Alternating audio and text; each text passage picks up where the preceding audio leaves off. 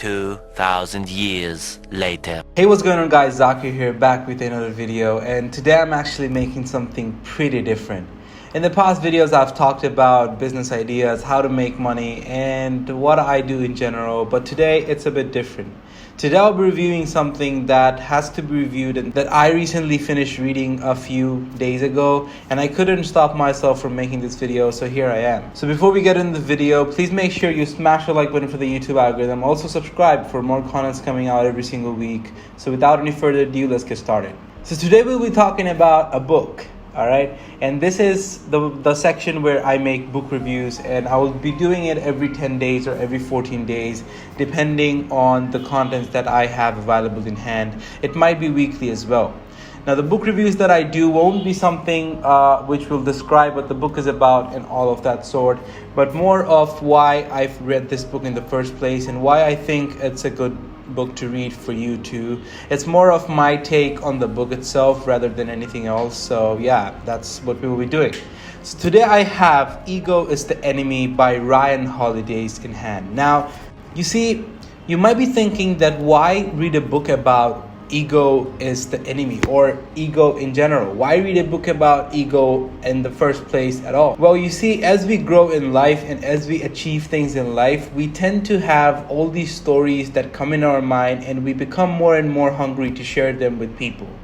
The thing that ends up happening is that the story that we have stored in our mind is more of just the picture that we want to sell to people and be likable and be more attractive than that we are in the sense of personality. Now, what ends up happening is that we keep on doing that and we lose our own identity and then start living the fake identity that we have created, and how that can really drag you down to the very bottom of your life.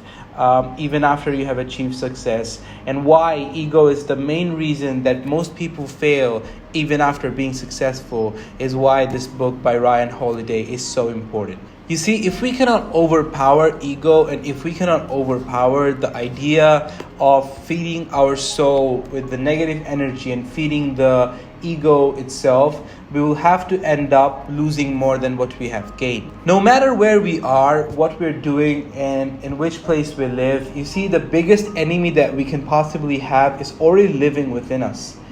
No matter how much you hate that relative or the friend of yours who did something wrong or probably ended up messing with you in a good or bad way, and no matter how much you hate them, they're really not your worst enemy. The worst enemy that we have inside ourselves and that we have within us is ego itself.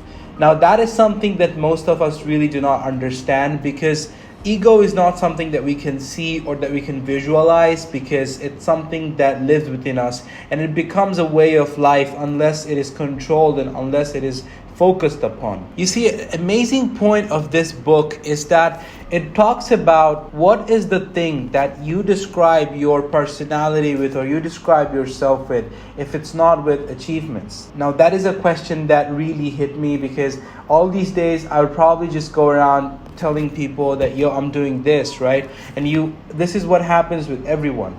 But if you think about it, this is really not a sustainable way to keep living, because when we don't have our identity, then we don't have ourselves anymore either. You think about it and you really get to understand that the title that you put on yourself is actually one of the most disastrous things that we do.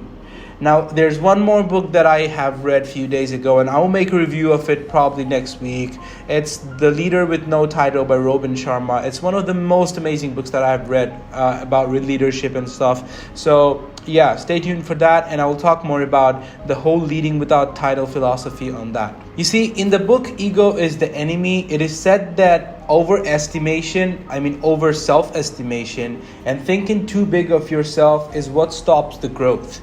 A lot of people, once they gain a certain amount of knowledge, a certain amount of money, or whatever you want to call it, they stop learning. They stop the growing process, and that's when we start lagging behind.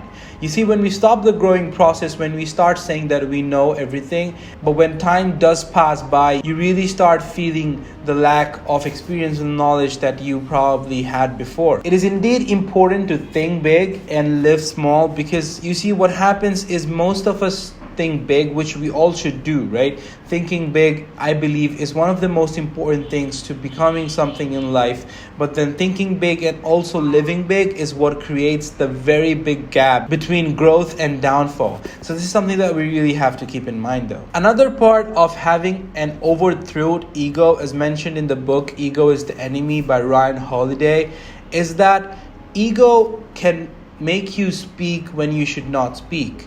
Ego takes up the ability to listen and just keep on talking. Now, why the ability of listening is so important is something that you can understand if you read How to Win Friends and Influence People by Dale Carnegie. To keep it short and my own description of it, it is whenever you're talking to people, you really want to listen. Now, when you start listening more than you talk, people start talking to you more than they usually do. But what I believe is that listening to people with full concentration and 100% dedication is actually more valuable than talking what you have to say and just spitting it out just to say it, because your ego does not allow you to listen and it keeps on pushing you or pressing you to speak. Another instinct that most people live with is to be rather than to do. So the difference between to be and to do is to be does not really follow the process. You just jump into it, you get what you want to get, and then that's it. You're done, you have it. Now, to do is actually growing with the process and growing up to be having someone who will be able to achieve it in the future. So one of the most amazing story in the book Ego is the Enemy is the story of DeLorean. He used to be in General Motors, left, and then opened up his own automotive company, which then ended up being a massive failure. Now, if you read the book Ego is the Enemy, you will actually find out why that happened in the first place and the reasons behind the failures of DeLorean in the first place. But to keep it short, characteristics that DeLorean had himself was that he was not organized himself. So until you're organized yourself and within you, you really cannot go on and organize a team of other people or a group of other people or run a business in general. He was constantly busy avoiding one project for another because there was really nothing that filled his ego, or there was really nothing that he felt satisfied with within himself for whatever the cause might be. To end this video, I would like to say that it is extremely important to make sure that we actually learn to control ourselves first and control our ego before we go on and try to build teams and control teams in general. You see, everyone has the ego instinct, and some people mistake ego with self-respect, but trust me, it's day and night difference. But most people really think that if you don't have ego, then you're really letting go of your self-respect. But I beg to differ in this case. Ego and self-respect is completely different, and you really get to understand it as time passes by. But then again, you just have to know that whenever we are actually planning to do something, we need to understand that every single individual out there has some sort of ego that's rousing within themselves. So we should just always keep in mind that the best thing to do is listen to people before we talk. And I know that this video wasn't an actual review, but it was more of my take on what this book taught me rather than me just sharing my review. I would highly suggest you go and buy this book. In your you probably can find the PDF for this. If I do find the PDF, I will leave it on the description box down below so that you can go read it. But if not, then you can still have this book probably anywhere in any bookstore. It's pretty common. So yeah.